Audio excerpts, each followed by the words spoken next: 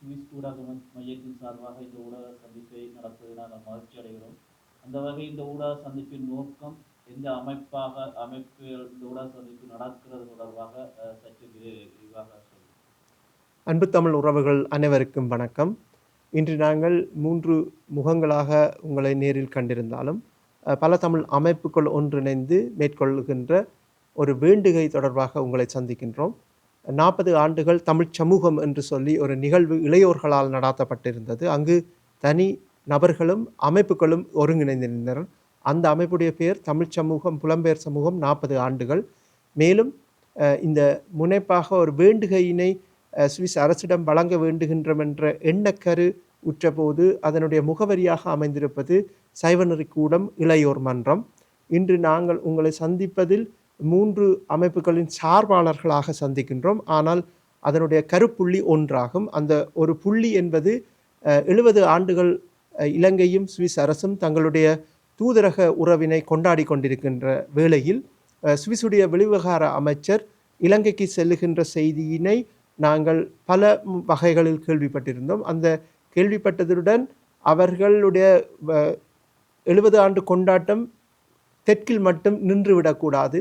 அதே நேரம் வெறுமனே அது ஒரு மகிழ்ச்சிகரமான உறவுகாக மட்டும் அமைந்திராமல் சுவிஸுடைய பங்களிப்பு, சமாதானத்துக்கான பங்களிப்பு, அதே நேரம் ஈழத்தில் நடைபெற்ற பேரவலம், மனித பெரும் இந்த நூற்றாண்டினுடைய பேரிடர், அந்த விடயங்களை கடந்து விட்டு செல்லக்கூடாது.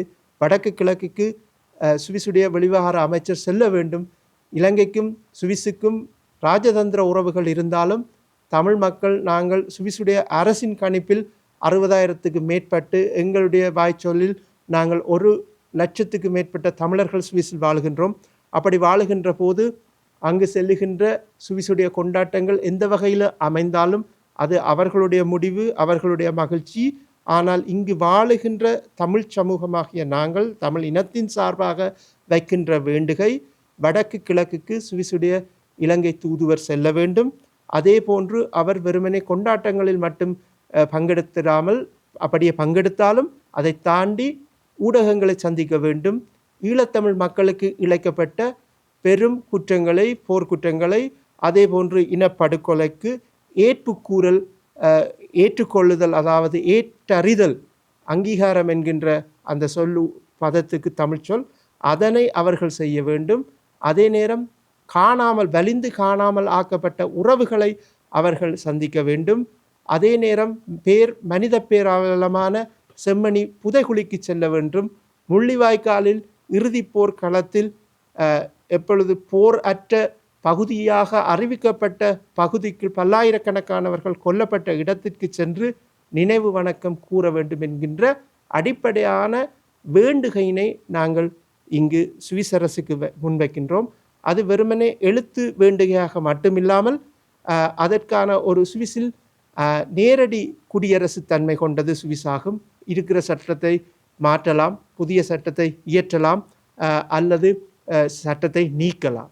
அதுக்கு அடுத்து மேலான ஒரு உரிமையாக சுவிஸில் இருக்கின்ற உரிமை, ஒவ்வொருவருக்கும் புகார் அளிக்க, வேண்டுகை அளிக்க, மனு அளிக்க உரிமை இருக்குது. அவர் உரிமை பெற்றவராக இருக்க வேண்டியதில்லை. ஆகவே நாங்கள் முதல் கட்டமாக இத்தனை ஆயிரம் மக்கள் இருக்கின்றோம். குறைந்தளவு 5,000 தமிழ் மக்கள் மட்டுமல்ல, சுவிஸில் வாழ்கின்ற எந்த இனத்தவர், மொழியை சார்ந்தவராக இருந்தாலும் இந்த பெட்டிஷன் என்று சொல்லப்படுகின்ற வேண்டுகையில் ஒப்பமிட்டு சுவிஸ் அரசுக்கு அடையாளபூர்வமாக ஒரு செய்தியை சொல்ல வேண்டும். அந்த செய்தி தான் முதலில் சொன்ன எங்களுடைய வேண்டுகைகள். அந்த செய்தியில் எப்படி நாங்கள் பலர் ஆயிரக்கணக்கில் ஒப்பமிட்டு நாங்கள் இந்த வேண்டுகையை வைக்கின்ற போது இது ஒரு அரசியல் வெற்றியோ தோல்வியோ கிடையாது. எமது வரலாற்று கடமை. இந்த வேண்டுகை சுவிஸ் அரசுடைய கோப்புகளில் பதியப்பட வேண்டும். சுவிஸ் தூதராலயத்தில் இந்த செய்தி சென்றடைய வேண்டும். அப்படி சென்றடைகின்ற போது நாங்கள் எங்களுடைய வரலாற்றிலேயும் ஒரு பதிவினை செய்கின்றோம். இந்த வேண்டுகையினை ஏற்க வேண்டும் என்பதே எமது தலையாய நோக்கமாக இருந்தாலும், அப்படி எங்களுடைய வேண்டுகைகள் அனைத்தும் ஏற்றுக்கொண்டு நடைமுறைப்படுத்தப்படாமல் விட்டாலும் கூட எங்கள் கடமையை நாங்கள் செய்தோம் என்கின்ற நிறைவினை இந்த வேண்டுகை அளிக்கும். அதனை ஒரு இணையதளத்தில் சுவிட்சர்லாந்தில் ஒரு செயலியூடாக அது கீழே உங்களுக்கு எழுத்தில் காண்பிக்கப்படும்.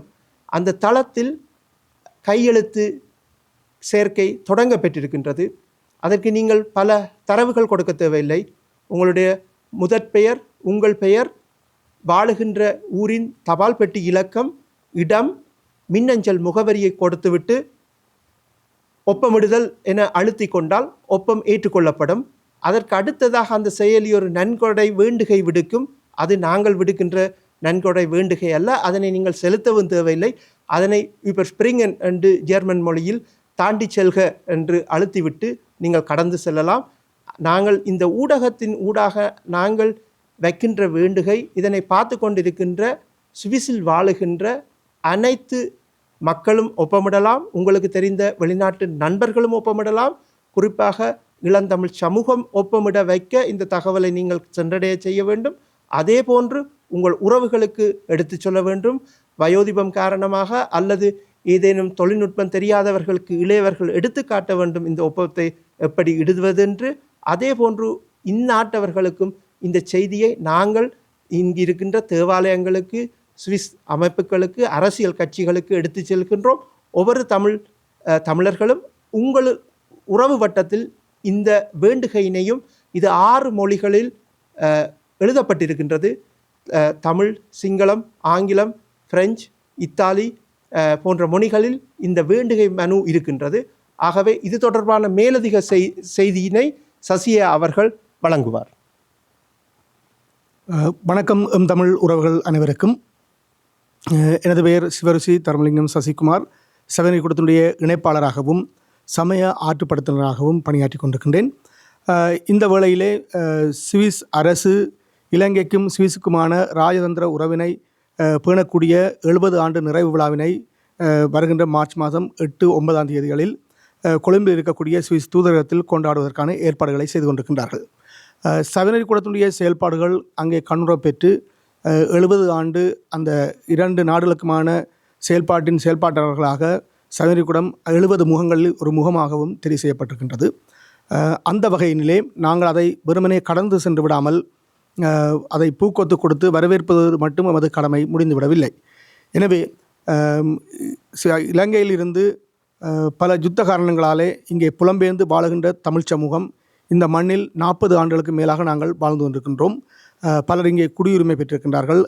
அரசியல் செயல்பாடுகளில், சமூக செயல்பாடுகளில், சுவிஸ் அரசினுடைய அனைத்து மட்டங்களிலும் நாங்கள் தமிழர்கள் இந்த மண்ணினுடைய, சுவிஸ் மண்ணினுடைய குடிமக்களாகவும் நாங்கள் இங்கே வாழ்ந்து கொண்டிருக்கின்றோம்.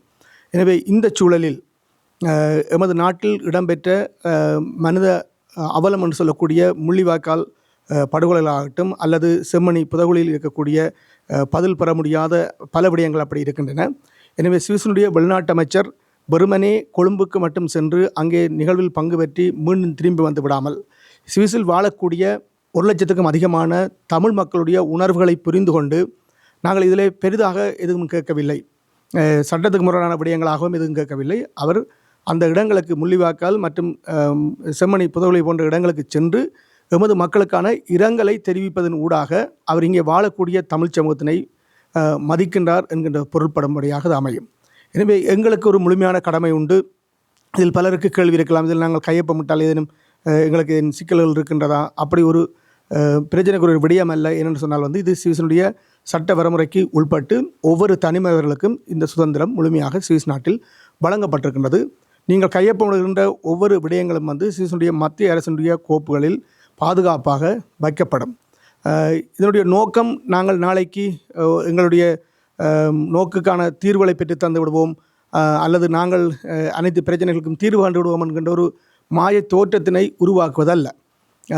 இதனூடாக அப்படி ஒரு அசைவு நடந்து அவர் அங்கே நாங்கள் சொல்வதை கேட்டு சென்று அந்த பிரச்சனையை நாங்கள் சொன்னது போன்றே ஏற்றுக்கொள்வார் என்பதற்கு நாங்கள் முழுமையான உத்தரவாதத்தினை வழங்க முடியாதவர்களாக தமிழர்கள் இருந்தாலும் எங்களுடைய மிக முக்கியமான கடமை, நாங்கள் அனைத்தை மறந்து விட்டோம், கடந்து நாங்கள் சென்று விட்டோம், கரைந்து விட்டோம் என்று இல்லாமல் நாங்கள் இன்னமும் எங்களுடைய இழப்புகளை, எங்களுடைய என்றால் அங்கே இறந்தவர்கள் வெறுமனே இறந்தவர்கள் மட்டுமல்ல, அவர்கள் என்னுடைய மாமனாகவும் மைத்துனனாகவும் தந்தையாகவும் குழந்தையாகவும் தாயாகவும் என்னுடைய சகோதரிகளாகவும் இப்படி பலர் அங்கே தங்களுடைய உயிர்களை இழந்திருக்கின்றார்கள். அவர்களுக்கான பொறுப்பு கூறல், அவர்களுக்கான நியாயத்தை வேண்டுகின்ற ஒரு நிலைப்பாட்டினை இங்கே புலம்பெயர்ந்து வாழுகின்ற தமிழ் சமூகம் நிச்சயமாக எடுத்தே ஆக வேண்டும். எனவே அந்த வகையில் எங்களுடைய இந்த நியாயமான கோரிக்கை என்பது தமிழ் மக்களோடு மட்டும் நின்று விடாமல் உங்களுடைய நண்பர்கள், வேலையிடத்தில் உங்களோடு படிப்பவர்கள், எந்த நாட்டுக்காரர்களாக இருந்தாலும் அவர்களுக்கும் இந்த விடயத்தினை கிடைக்கச் செய்து அவர்களையும் அங்கே ஒப்பமிட தூண்டுவது தமிழர்களாகிய உங்கள் ஒவ்வொருவருடைய மிக மிக முக்கியமான கடமையாக இருக்கின்றது.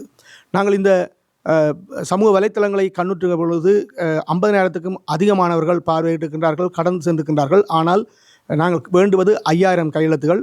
இதுவரை 2,800 கையெழுத்துகள் மட்டும்தான் சேர்ந்திருக்கின்றது என்பது மிகவும் ஒரு மனவருத்தத்துக்குரிய ஒரு விடயம். ஏனென்று சொன்னால் 80,000 தமிழர்கள் வாழுகின்ற இடத்தில் நீங்கள் கடந்து சென்ற 50,000 பேர் கையொப்பமிட்டு இருப்பீர்களாக ஒரு நிமிடம் கையெழுத்திட்டு இருந்தால் கூட எங்களுக்கு ஒரு மிக பெருமதியான ஒரு ஆவணமாக தமிழர்களுடைய கோரிக்கை என்னவாக இருக்கிறது, அவர்களுடைய அபிலாஷை என்னவாக இருக்கிறது என்பதனை சுவிஸ் மத்திய அரசுக்கு, மாநில அரசுக்கு இங்கே விளங்கப்படுத்தக்கூடிய ஒரு சூழலை அது உருவாக்கியிருக்கும். எனவே இந்த சுவிஸ் தமிழ் ஊடக மையத்தின் ஊடாக வந்து அடையக்கூடிய இந்த செய்தினை காணுகின்ற ஒவ்வொருவரும் தயவு செய்து கையொப்பமிடுங்கள் என்று உங்களை வேண்டிக் கொள்வதோடு, இப்பொழுது இளையவராக இங்கே வந்து அமர்ந்திருக்கின்ற அக்னி பரவலுடைய பொறுப்பாளராக விளங்கக்கூடிய ஜதுராம் அவர்களிடம் இந்த ஒலிவாங்கினை கொடுக்கின்றேன். ஜதுராம் அவர்களே, நீங்கள் இதை இளையவர்கள் அறிந்து கொள்ளும் பொருட்டு ஜெர்மன் மொழியிலும் பிரெஞ்சு மொழியிலும் இதை சொல்லுமாறு வேண்டிக் கொள்கின்றேன். എല്ലാവർക്കും വണക്കം. Hallo zusammen. Ich würde gerne begrüßen und zu der Petition kurz eine Mitteilung geben. Es geht darum, ihr habt sicher in den Social Media, aktuell ist die Kampagne in vielen Orten am Umgehen und es wird darüber geredet. Um was geht es genau? Die Schweiz hat eine diplomatische Beziehung mit Sri Lanka seit 70 Jahren.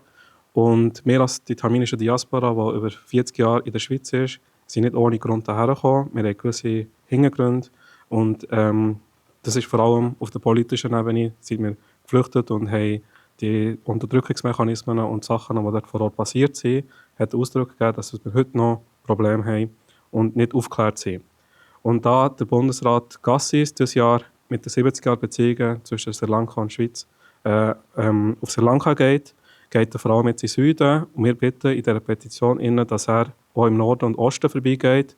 Und wir als tamilische Community, die hier in der Schweiz leben, dass er die Regionen anschaut, Opfergemeinschaft, ihre Ausdrücke anlässt und vor allem wir als die tamilische Diaspora, die hier in der Schweiz langjährig leben, einbürgert sind und unsere politischen Rechte und politische Instrumente nutzen, das anzugehen und dort die ganzen Sachen in Ausdruck zu bringen und auch vor Ort in den Medien und in den Mitteilungen das zu benennen. Weil nach 2009 ist es immer noch so, dass viele Sachen nicht aufgeklärt sind. Nach dem internationalen Recht werden die Sachen nicht behandelt, es werden aufgeschoben für verschiedene Sachen aus der UN-Bericht und so weiter. Sieht man dort noch, wie das angegangen ist. Und wenn man so Sachen adressiert, wird es halt mehr betont. Es wird keine endgültige Lösung für die Probleme geben, aber wir können mit dem Ausdruck bringen, dass es nicht vergessen geht und nicht weiter rausgezögert wird. Und was bitten wir jetzt der zweiten Generation tamilische Leute, die das über die tamilischen Medien jetzt mitbekommen, schauen die Petition an, die unbedingt unterschreiben. Es sind ganz simple Mechanismen, die müssen Namen, Vornamen, eure E-Mail-Adresse und Postleitzahl eingeben. Nicht nur Tamilen, sondern auch alle, die in der Schweiz leben, können die Petition unterschreiben und beitragen. Und so könnten wir den Ausdruck bringen, wie bedeutend eigentlich auch die Petition ist. Weil die Schweiz ist ein föderaler Staat, hat demokratische Werte, hat demokratische Instrumente. In diesem Mechanismus ist eine Petition ein politisches Instrument. Und das politische Instrument, wir müssen alle Wege finden, in verschiedenen Mechanismen und verschiedenen Wegen die Projekte umzusetzen, dass wir weiterhin für unsere Grundrechte weiter einsetzen können. Merci vielmals. Bonjour à tous. Nous faisons une pétition à la Conseil de fédéral Bundesrat Cassis. Nous vivons ici 45 ans et plus. Et comme ça, on a plusieurs demandes qui ont fait à la Bundesrat Cassis. Et nous demandons lui à venir à nord et est de la Sri Lanka. Et comme ça, nous, toujours, toutes les personnes de Suisse, on doit signer cette pétition.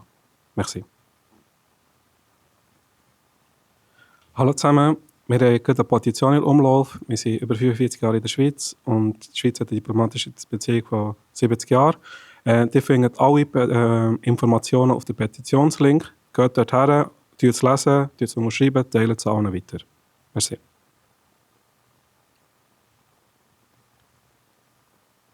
வணக்கம் அன்பு தமிழ் உறவுகளே.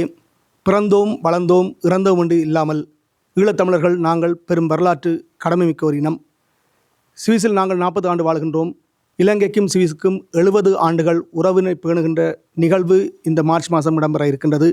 தயவு செய்து அங்கே செல்லுகின்ற சுவிஸுடைய வெளிநாட்டு அமைச்சர் வடக்கு கிழக்கு பிரதேசங்களுக்கு சென்று எமது மக்களுக்கான இரங்கலை தெரிவிக்க வேண்டும் என்கின்ற இந்த மனுவினிலே உங்களுடைய கையொப்பத்தினை இடுவதற்கு தயவு செய்து அந்த இணைப்பினை சுட்டுங்கள். நன்றி.